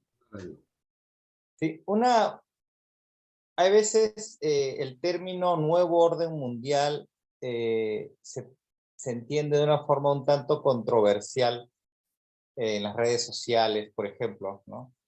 Cuando se discute sobre ese concepto. Y en verdad, cuando uno ve lo que la gente entiende por esto, es algo totalmente diferente a cómo se entiende en la fe Bahá'í.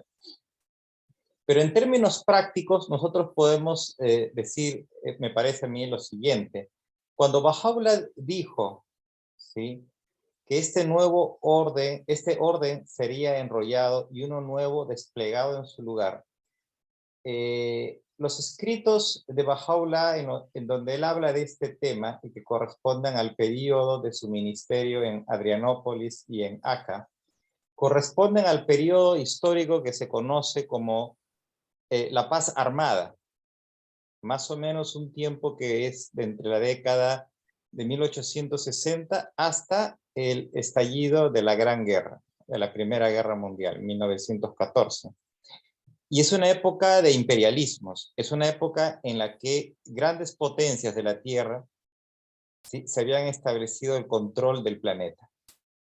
Entonces existía un orden en el mundo, pero era un orden en que distintos imperios estaban en competencia, ¿no? Y por eso también es conocido este periodo como el periodo de la paz armada. Esto, cambiando matices y otros actores políticos, geopolíticos, básicamente sigue igual. Es decir, se han agregado algunas nuevas potencias en este esquema, ¿no?, que no voy a mencionar, como actores políticos. Pero el hecho es de que básicamente es lo mismo, son grandes potencias peleándose por el control de grandes zonas del planeta. Entonces, esta idea que tienen algunos países cuando hablan de su autonomía frente a un nuevo orden mundial no es más que una ilusión, porque quieran o no, están bajo el control de ciertos ejes geopolíticos. Lo que Baha'u'lláh dice es de que todos los pueblos de la tierra tengan decisión sobre aquellas cosas que les afectan. Este es el nuevo orden mundial que Baha'u'lláh propone, como yo lo entiendo. Y lo que quería acotar. Muchas gracias, Ramín. Sí, creo que eso también Baha'u'lláh lo menciona y Abdul-Bahá lo menciona cuando decimos que estamos entrando a una nueva etapa de desarrollo como humanidad. Por lo tanto, debemos de dejar atrás esos conceptos, esas formas, esos pensamientos, creencias que nos han servido por mucho tiempo, claro, pero ahorita ya exige un cambio. Hay que, como dice Abdul-Bahá, la humanidad tiene que adquirir nuevas percepciones, nuevas cualidades, ¿no? ¿Por qué? Porque estamos ante una nueva realidad. Y eso es lo que dice justamente, acaba de decir Patty, que hablamos de unas cosas nuevas, pero estamos todavía aferrándonos a lo antiguo. Entonces no vamos a poder funcionar así.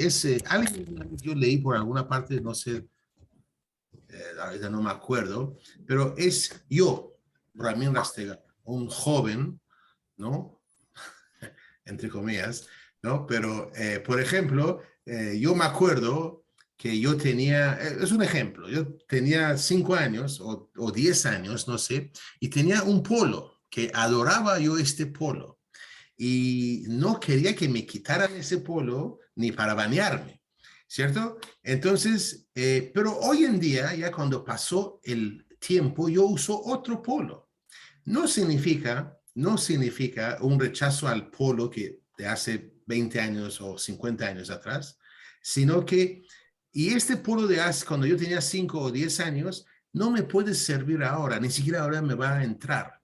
Entonces, cuando nosotros damos un paso, ¿no? Cuando damos un paso para aceptar un cambio en la sociedad, no estamos rechazando nuestro pasado, más bien estamos aceptando ese dinamismo que necesitamos, ¿no? Nuestro mismo cuerpo no puede usar los mismos zapatos siempre. ¿Por qué? Porque uno crece y tiene que ir cambiando de zapatos, ¿no? Entonces, más o menos es esto, ¿no? Pero cuando yo me sigo vestiendo con mis zapatos de hace no sé cuántos años atrás, que ya no me sirven, ya no me entran, ya me incomodan, no me dejan andar, pero insisto porque me gustan, ¿no? Entonces, eso es más o menos lo que está ocurriendo con la humanidad, ¿no? O sea, tenemos intelectualmente ya cierta aceptación, pero no entendemos que eso exige un cambio mucho más radical, mucho más profundo. Yo sé que hay una oración muy linda de Bahá'u'lláh. En lo que acaba de decir el amigo de Ecuador, parece que decía, no estoy seguro, no lo alcanza a apuntar, él decía de que sí, Bahá'u'lláh dice que es necesario que se enrolle lo que estamos viviendo como sociedad, como humanidad, y que en ese se despliegue lo que él trae. Pero para el desplegarse, lo que trae Bahá'u'lláh no va a ser así a desplegarse sin que no haya ningún suceso para que el ser humano entienda lo divino que es este mensaje. Él dice, en esa oración, dice, alabado sea tu nombre, oh mi Dios. La oscuridad ha caído sobre todos los países y las fuerzas del mal han vuelto a todas las naciones. Sin embargo, por ella percibo los esplendores de tu sabiduría y vislumbro el brillo de tu luz, de tu providencia. Si cada tribulación no se convirtiera en portadora de tu sabiduría y cada prueba nos hubiera transformado en el vehículo de tu providencia, nadie se hubiera atrevido a oponerse. Ahí lo está diciendo lo que tenemos que pasar como sociedad. Tenemos que tener tribulaciones. Tenemos que tener todo lo que Él nos dice para entender que detrás de cada sufrimiento que tiene la humanidad hay algo oculto de Dios. Y eso Él le dice que la oscuridad ha caído sobre todas las naciones, todas. Y si caen las naciones, las naciones las componemos peruanos, mexicanos, todos, chilenos, todos somos parte componemos las naciones. Y las naciones han caído en la oscuridad. O sea, lo está diciendo que los seres humanos hemos caído en eso. Pero sin embargo, por lo que estamos viviendo, hay algo oculto, divino, en cada una de las pruebas.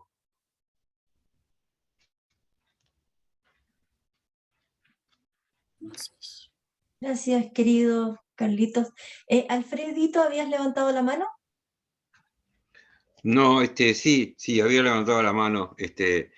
No, en realidad digo, sobre estas soluciones profundas, lo más importante de Ramírez, lo que puedo hacer hincapié, es que son, el nuevo orden mundial, parte del corazón, lo que hace una cosa muy simple. Una cosa que sea profunda no tiene por qué ser compleja. Y vivimos en un mundo donde las palabras terminan en palabras. Por eso quizás también un poco lo que decía el señor Ramín, evitar la palabra, como era, la metafísica, ¿no? Porque no es una cuestión de metafísica, el conocimiento y el reconocimiento de las cosas, sino pasa por la profundidad del corazón y por la devoción, ¿no? Y en cuanto al fenómeno de la guerra, es increíble que una solución tan sencilla nunca haya sido aplicado, como es. Todos sabemos cuál es la respuesta, todos lo vamos a decir al unísono. Cuando un país invade a otro, ¿cuál es la solución? ¿Cómo solucionamos cuando un país toma las armas para invadir a otro y tomar todo un territorio?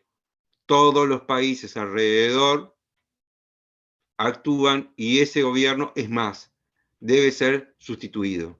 ¿Ah? Hay muchas indicaciones, increíblemente, en esta postrimería de esta guerra mundial, sin hablar de los actores, porque el mundo es muy cambiante, volvemos a una repetición fatalista de lo que fue la Primera y la Segunda Guerra Mundial.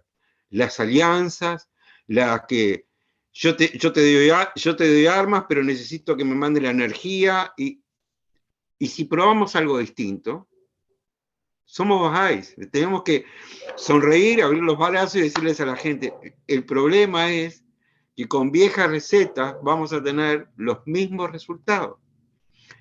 Solamente eso. Y agradecerle a Ramín porque precisamente son soluciones profundas, pero no por ser profundas deben ser muy complejas, sino que pasan porque todos los actores de la humanidad, desde los gobernantes hasta los servidores públicos, todos pueden tener un lugar preponderante y pueden ellos mismos, en su proactividad, ser útiles. Ese es el mensaje Bajola. No está dentro de las grandes asambleas, dentro de los anuncios rimbombantes, y sobre eso todos los que conocemos la historia, a finales del siglo XIX se hicieron anuncios rimbombantes, con la formación de la Liga de Naciones, nuevamente se volvió a hacer los mismos anuncios rimbombantes a través de las Naciones Unidas, se hizo un sistema de seguridad en el cual se establecía que 5 miembros eran los que determinaban dónde estaba el bien y dónde estaba el mal, y con el voto de uno y con la decisión de uno de ellos, cualquiera fuera, las decisiones no se llevaban a cabo. Y todo el resto de los delegados mundiales no tenían ningún servicio, ninguna razón de estar ahí. Muchas gracias, Ramín, por todo. Muchas gracias, Emma, por el espacio. Y la verdad sirvió para enriquecernos a todos. Gracias a ti, querido Alfredito. Manuel, por favor. Gracias. Hola, muy buenas tardes. Gracias, Ramín, por esta guinda que has colocado en esta última exposición sobre este libro. Me ha encantado. Solo quería relataros una pequeña anécdota histórica que ha sucedido después de haber escrito Abdu'l-Bahá El secreto de la civilización divina. Y sucedió algo que pudo haber cambiado totalmente la historia del mundo, sobre todo la historia de Irán. Y eso sucedió, seguramente Ramín sepa también de esta historia iraní, creo que a partir del año 1906, cuando se abrió un periodo, hubo un movimiento revolucionario, por así decirlo, en Irán, y llamaron la atención al Shah para que se abriera y se instaurara un parlamento. Entonces llegó el momento de que Abdu'l-Bahá tenía que tomar unas decisiones como líder que era de la fe Bahá'í. Y esas decisiones eran las mismas que él había hablado en este libro del secreto de la civilización divina, de cómo modernizar los países y cómo tendrían que cambiar. Entonces muchos bahá'ís le pidieron de que entrasen en ese parlamento.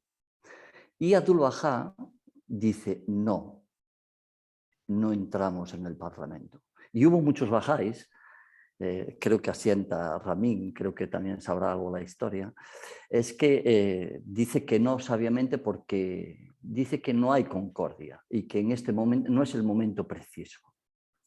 Pero sucedió algo más. Al poco tiempo, esto pasaba con Musharraf din Shah, y después vino Muhammad Ali Shah, y después vino Ahmad. El segundo, cuando él estuvo el primero en el lecho de muerte, firmó y entonces entró en el parlamento, ¿no? Pero Ahmad, cuando entró Muhammad Ali Shah, bombardeó el parlamento y se vio la sabiduría de Abdu'l-Bahá. Hubo una pequeña revolución y después con Muhammad Ali pues se volvió otra vez a instaurar, ya que ganaron esos movimientos revolucionarios, y Abdu'l-Bahá tuvo que tomar otra decisión sobre si ahora se tendríamos que ir otra vez al Parlamento o no.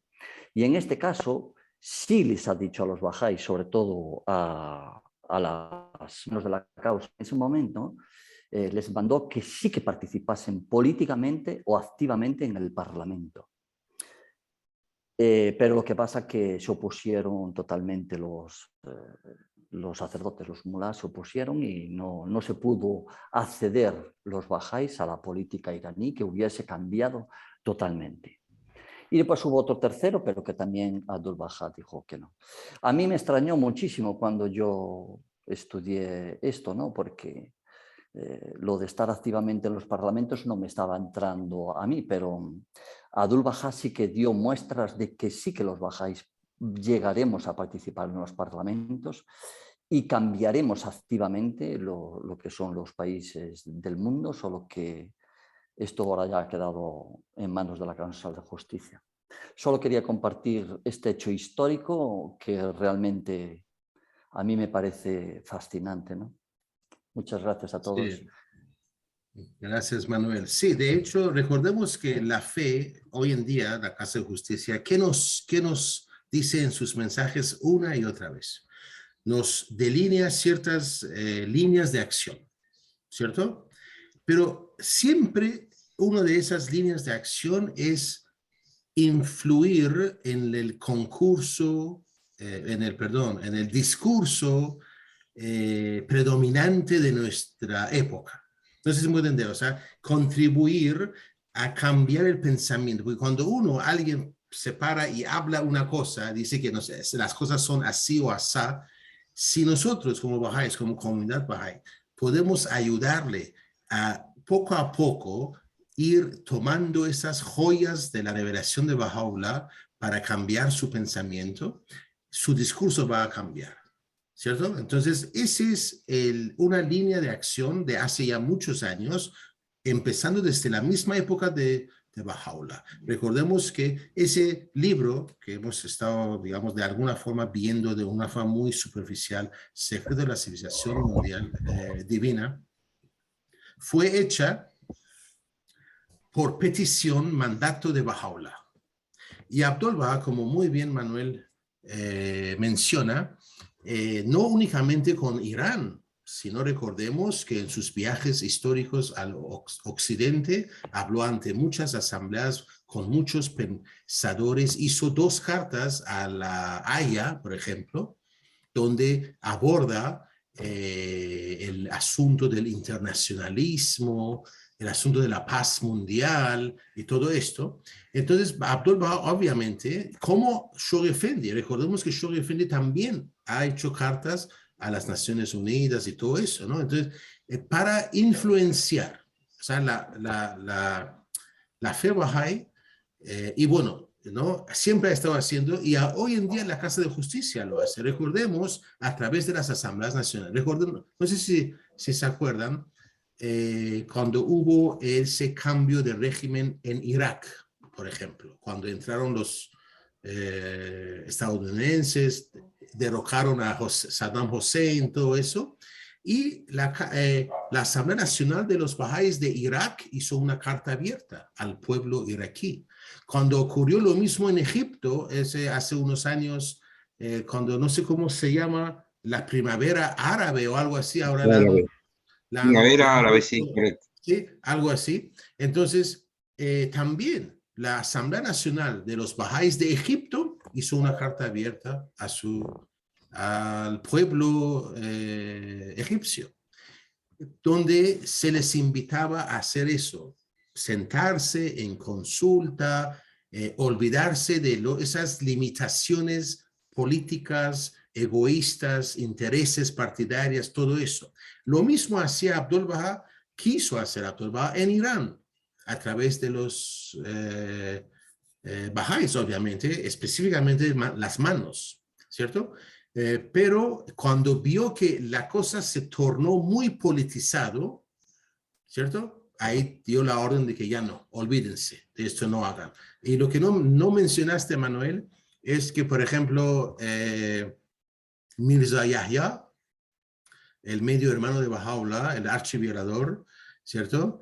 Él, como el líder azalí de los azalíes, él más bien incentivó a sus pocos aliados que tenía en Irán para que participaran activamente en la política para formar parte de ese parlamento.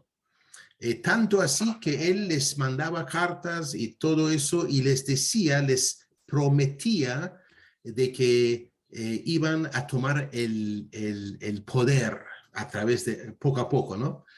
Y sobre este asunto, Abdul Baha ha hecho hay una tabla de Abdul Baha donde relata esto, ¿no? No sé si algún día de repente, si el tiempo nos da, podríamos leer esa tabla de Abdul Baha que específicamente relata a Bahá'ís en Irán qué pasó, qué dijo Mirza Yahya y qué quiso hacer y todo esto, y que tiene que ver con ese ambiente político y que la fe Bahá'í siempre, hasta el día de hoy, está llano a contribuir, ¿cierto? Pero lo que no está dispuesto a hacer es ser parte de esa polarización política, esa politización de la sociedad. Eso nunca va a ocurrir, ¿cierto? ¿Por qué? Porque si nos metemos en la política, empezamos entre nosotros a ver, ¿entienden? ¿No? O sea, Manuel va a ser del partido rojo, yo soy el verde y Alfredo es el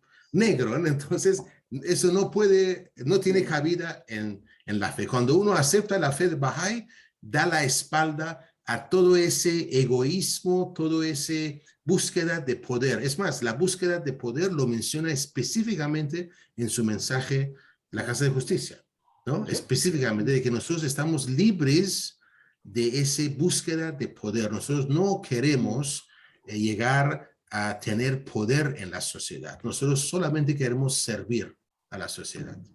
Yo recuerdo haber leído en uno de, no estoy seguro si es Yogi Effendi o Abdul Baha, cuando le hacen una pregunta diciendo, ¿el Bahá'í puede participar en un gobierno A, B o C o X?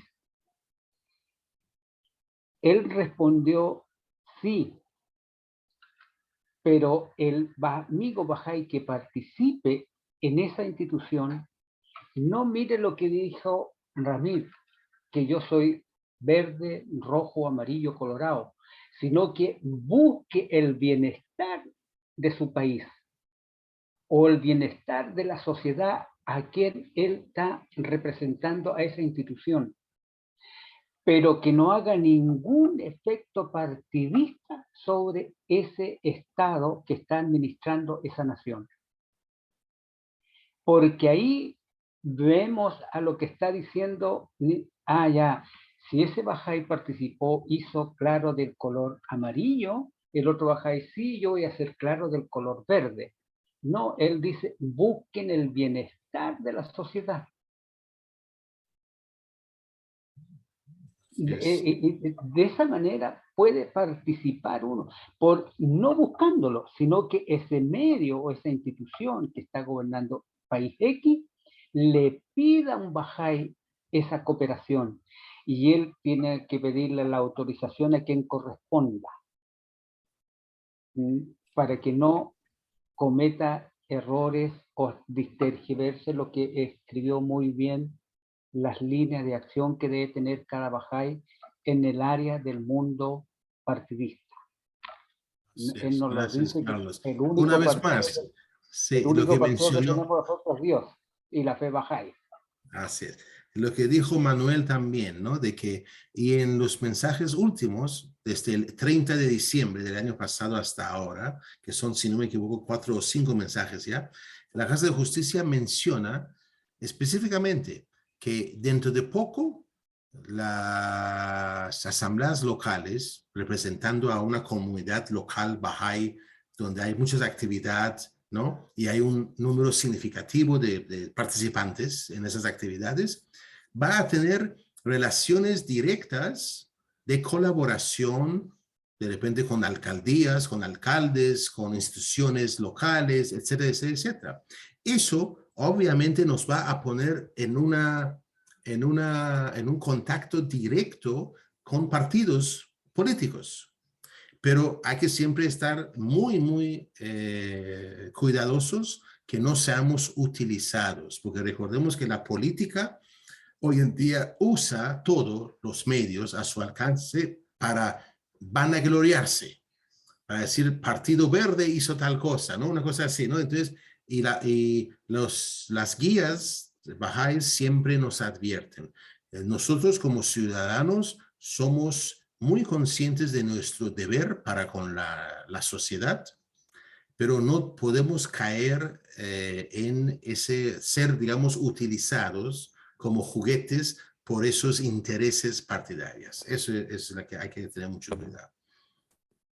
Bueno, chicos, buenas noches. Muchas gracias por todo. Gracias, buenas noches. Hasta el próximo lunes, si Dios Gracias. quiere. Gracias Querido por los Manuel, chicos. buenas noches. Odafes. Gracias. Odafes.